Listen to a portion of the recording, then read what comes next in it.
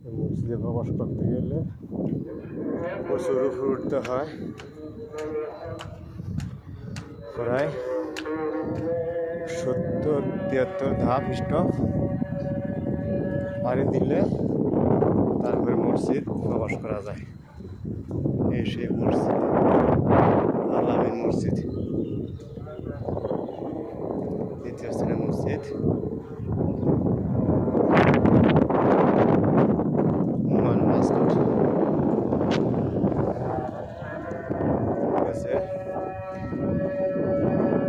ভিতরে প্রবেশ করতে পারি নাই, আরো 70 পারতে হবে। এই যে সিঁড়ি,